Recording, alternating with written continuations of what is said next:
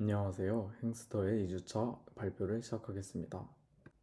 목차입니다. 첫 번째, 현 시장의 분석. 두 번째로는 지금의 패션 시장을 소비하고 있는 소비자에 대한 분석을 진행하였습니다. 세 번째로는 스트릿 패션에 대한 이야기와 엑스트라오디너리에 대한 조사를 진행하며 마지막으로 경쟁사를 통한 포지셔닝을 진행하였습니다. 현 시장 분석입니다. SNS와 스마트폰의 발달로 경계 장벽이 허물어지고 시공간에서 벗어나 실시간으로 많은 양의 정보와 데이터를 쉽게 찾아올 수 있는 시대가 되었습니다. 이로 인해 패션의 범주가 넓어지고 다양한 사람들의 개성을 만나볼 수 있게 되었습니다. 팬데믹 시대의 패션 시장은 오프라인과 온라인 시장 모두 성장하였습니다. 코로나로 묶여있던 사람들의 외부 활동이 풀리면서 오프라인 시장이 활성화되었고, 온라인 시장에서는 팬데믹 이후 온라인 쇼핑 경험이 늘어나면서 꾸준히 성장하고 있습니다. 패션 스타일 트렌드로는 하의를 골반으로 내려입는 로우 라이즈 팬츠와 옷의 일부분을 잘라 노출시킨 컷아웃 디테일, 그리고 카고 스타일의 패션과 아웃도어의 느낌이 묻어있는 고프코어, 미국 명문 고등학생의 룩에서 파생된 프레피 룩, 그 외에도 활동성이 좋은 스포티가 유행하고 있습니다. 의류 시장은 급격히 온라인 플랫폼으로 옮겨지며 여러 브랜드의 옷을 실시간으로 비교하며 구매하는 모습으로 변하고 있습니다. 그래서 많은 브랜드가 당일 배송과 온라인 전용 상품과 같은 전략을 내세워 온라인 고객 유치에 매진하고 있습니다. 다음 표는 2021년 패션 플랫폼별 거래액을 나타낸 그래프입니다. 무신사는 1조 2천억으로 가장 거대한 규모를 보여주고 있었고, 그 뒤로 지그재그, 에이블리, W컨셉, 브랜디가 있었습니다. 다음은 온라인에서의 쇼핑 경험을 묻는 설문의 결과입니다. Z세대들은 팬데믹 이전보다 온라인 경험이 증가하며 온라인 쇼핑이 더 즐겁다고 이야기했습니다.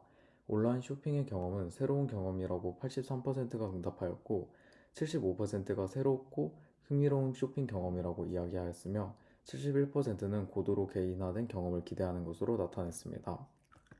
더 자세히 들어가 온라인 맞춤 광고에 대한 설문입니다.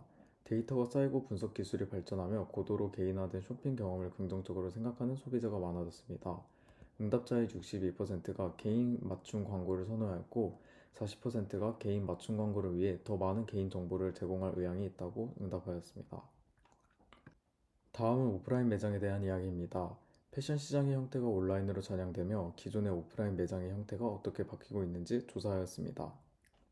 체험 경험이 중시된 플래그십 스토어는 특정 브랜드를 앞세워서 전체 브랜드의 성격과 이미지를 극대화한 매장을 의미합니다. 소비자는 오감을 활용하여 브랜드를 체험 경험을 통해 브랜드의 강력하고 긍정적인 이미지를 만들어냅니다. 최근 MZ세대 중심으로 체험 콘텐츠가 있는 오프라인 매장에 대한 수요가 늘고 있습니다. 오프라인 매장에서 제품을 구매하는 목적을 넘어 브랜드를 경험하고 체험하며 사회관계망 서비스, 즉 SNS에 인증하는 놀이문화가 생겨나게 된 것입니다. 이에 패션 업계는 오프라인 매장에서 기업과 브랜드의 특색을 담은 인테리어와 전시 등을 제공함으로써 홍보와 판매 효과를 동시에 누리고 있습니다. 체험형 매장으로 MZ세대의 발길을 사로잡겠다는 계획입니다.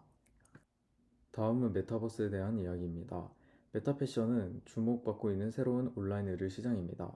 소비자가 직접 입어보지 않고 사이즈, 색상 등을 파악하고 구매할 수 있는 것인데, 무신사가 처음으로 메타퀘스트를 활용하여 가상현실의 쇼핑 공간을 마련하였습니다. 다만 아직까지의 메타패션은 실용성보다 재미에 그치고 있으며 새로운 형태의 경험을 확대하는 데 의의를 두고 있습니다. 다음 사진은 무신사의 메타 패션 이미지로 패션과 테크가 합쳐져 가상 공간에서 의류를 입어보고 쇼핑합니다. MZ세대에게 새로운 형태와 경험을 제공함으로써 눈길을 사로잡고 자연스럽게 패션 시장으로 유입을 이뤄내고 있습니다. 다음은 AI 빅데이터입니다. 많은 양의 데이터와 정보 분석 능력이 발전하며 인공지능으로 패션을 추천하는 서비스가 나타나고 있습니다. 패션 추천 서비스의 개입은 기존의 과잉 공급된 정보를 분류하고 새로 조합함으로써 사용자에게 적합한 맞춤 정보를 선별해 제공합니다. 최근 딥러닝을 통한 시각지능으로 개인의 라이프 스타일을 반영하는 SNS를 분석하고 스타일, 컬러, 소재 패턴 등으로 시즌의 트렌드와 이미지를 학습해 분류하는 것으로 나타났습니다. 앞으로의 인공지능 패션 서비스는 개인에게 맞춰진 정보로 개발되어 실용화 단계로 접어들 것입니다. 두 번째 챕터는 소비자 분석입니다. 다음은 FKI, 한국 패션 소비자 인덱스를 분석한 내용입니다. FKI는 연간마다 두 번 측정하는 한국 소비자 패션 통계 조사로 봄, 여름 시즌과 가을, 겨울 시즌으로 나누어 진행하는 설문조사입니다. 먼저 구매 민감도입니다. 옷을 구매하는 데 있어 알뜰 구매 빈도는 10대가, 가격 지향은 20대, 세일 형태의 지향은 30대가 높은 것으로 나타났습니다.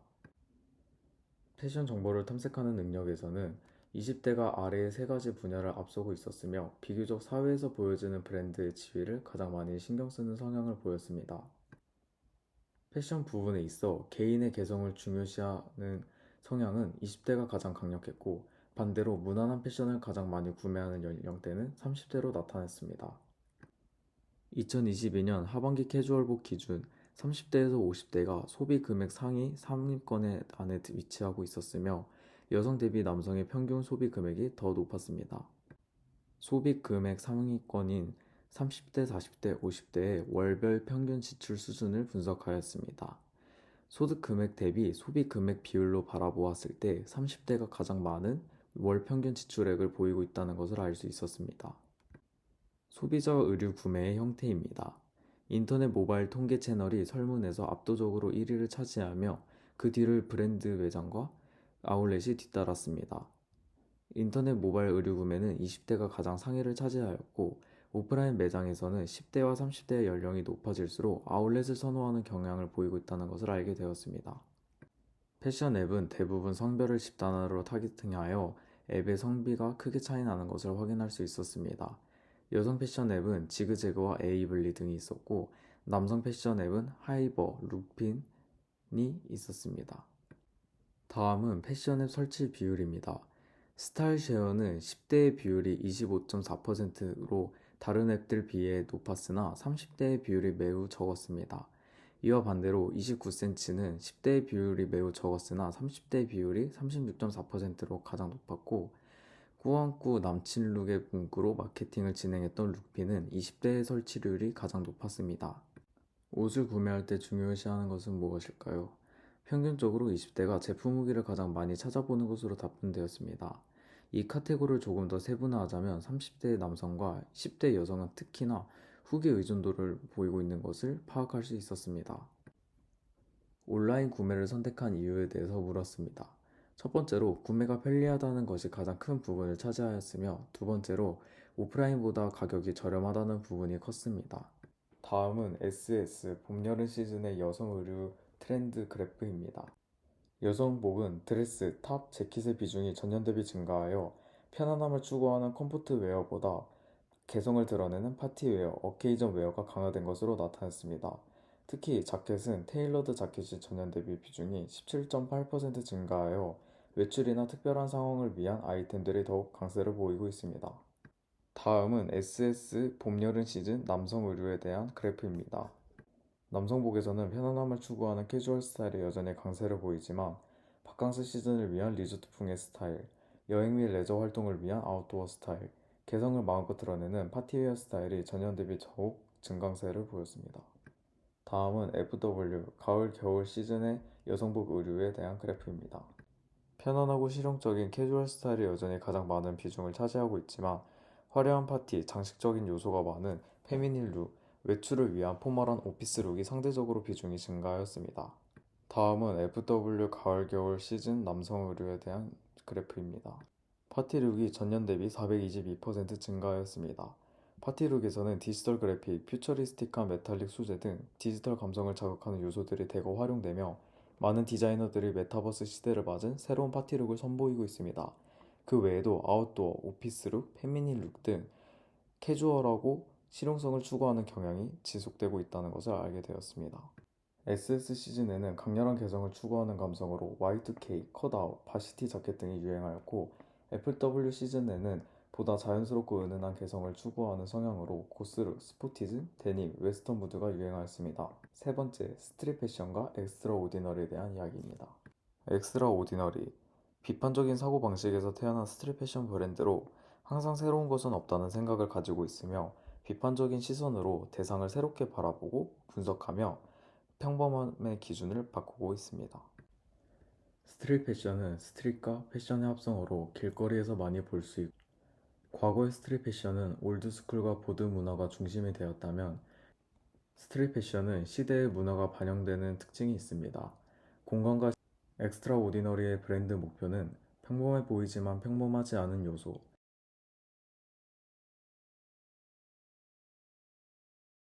다음은 캐리오버 상품입니다. 캐리오버 제품이란 기본적인 아이템을 특정 시즌에 상관없이 계속하여 생산하고 판매하는 상품을 이야기합니다. 엑스트라 오디너리의 캐리오버 시리즈는 사회의 현상, 이슈들을 위트 있고 절도 있게 풀어내는 것을 목적으로 그렇게 세상을 향해 메시지를 던졌습니다. 배터리 슬레이브 클럽. 다음은 애니멀즈 조디악입니다. 동양의 문화권에서 보여지는 12지신을 활용한 시리즈로 그 해를 대표하는 동물과 스포티의 조합으로 만들어진 의상을 선보이고 있습니다. 쥐와 소, 호랑이의 레터링을 담은 티셔츠가 인기를 얻고 있습니다. 마지막으로 경쟁사 분석입니다. 시장 세분화입니다. 패션에서의 세분화로 들어가 스트릿은 캐주얼로 분류되어 있습니다. 하지만 스트릿의 의미가 같이 많은 범주와 유행을 담고 있기 때문에 캐주얼에 속할 수는 있으나 스포츠, 아웃도어 등 다양한 분야의 패션 형태가 영감을 받아 파생되어 보여지고 있습니다. 무신사 패션 앱 시장을 바탕으로 엑스트라 오디너리의 경쟁사 6곳을 선정하였습니다. This is Never That은 밀리터리 스타일과 1990년대 스포츠웨어를 기반으로 현대의 무드로 풀어낸 스트릿 브랜드입니다. LMC는 2015년 소규모 컬렉션으로 시작하여 스트릿 컬처 기반의 브랜드로 과거와 현재를 조명하며 패션을 넘어 비주류 문화도 다루고 있습니다. 브라운 브레스는 도시에 거주하는 사람들의 라이프 스타일 속 자신만의 색을 추구하는 이들을 위한 제품을 선보이는 스트릿 브랜드입니다. 비바 스튜디오는 코퍼레이트 로큰롤이라는 슬로건과 함께 다양한 캐주얼 아이템을 선보이며 몸에 잘 맞는 실루엣을 목표로 편안한 옷을 제작합니다. 커버낫은 밀리터리, 아웃도어, 테크웨어 등 현대적인 소재와 룩으로 풀어내는 컨템퍼러리 스트릿 브랜드입니다. FCMM은 비기너들을 위한 트렌디한 애슬레저 룩을 제안하는 스포츠 스트릿 브랜드입니다. 플래그십 스토어는 많은 오프라인 매장을 보유하기보다 핫플레이스를 기준으로 오픈하는 경향이 있습니다. 사람들의 유동인구와 매장의 밀집도를 고려하여 선정하게 되며 국내에서는 홍대와 신사 두 곳이 주목받고 있습니다. 디스 이즈 네버댓은 홍대와 도쿄, 하라주쿠에 위치하여 있으며 드레스룸과 같이 편안하게 옷을 감상하는 행위의 컨셉으로 구성되어 곳곳에 넓은 테이블을 배치하였습니다. LMC는 홍대 한 곳에 위치하여 매장의 역할을 LMC의 방향성을 보여주는 매개체로 활용하였고 매장 곳곳에 도시의 아이덴티티가 담긴 오브제를 적극 활용하였습니다. 아더에러는 국내 6개로 많은 플래그십을 보유하고 있으며 물질과 빛이라는 메인 테마 속 건축, 오브제, 뉴 미디어 아트에 접목하여 플래그십을 구현했습니다. 컨버스는 한 개의 매장이 홍대에 위치하여 있으며 스케이트 보드 파크에서 영감을 받아 알루미늄 파이프를 활용해 홍대 이미지를 녹여냈습니다. 커버낫은 한 개의 매장이 홍대에 있으며 바다의 동굴에서 빛이 새어나온 컨셉으로 이색적인 포토스팟을 마련하였습니다. 젠틀몬스터는 홍대와 신사 두 곳으로 제품을 드러나는 방식과 여러 브랜드의 세계관을 연결하는 퓨처 리테일을 만들어냈습니다. 무신사 시장의 포지셔닝 맵입니다. 엑스트라 오디너리를 포함한 앞에서 소개했던 6개의 경쟁사와 비교해보았습니다. 무신사의 브랜드 인지도를 나타내는 좋아요 수와 브랜드의 평균 가격대를 기준으로 측정하였을 때 엑스트라 오디너리의 인지도는 비교적 낮은 편이었고 평균 가격대는 높은 편이었습니다. 다음은 플래그십 스토어에 대한 포지셔닝 맵입니다. 지점수와 플래그십 스토어에 대한 네이버 지도 별점을 기준으로 플래그십 스토어의 후기를 집중적으로 분석했습니다. 아더에러의 지점수가 가장 많았고 커버낫과 젠틀몬스터의 후기 점수가 높은 편이었습니다. 국내 플래그십 스토어 같은 경우 홍대역과 신사역을 중점으로 많이 밀집되어 있는 것을 확인할 수 있었습니다. 이것으로 행스터의 2주차 발표 마치겠습니다. 감사합니다.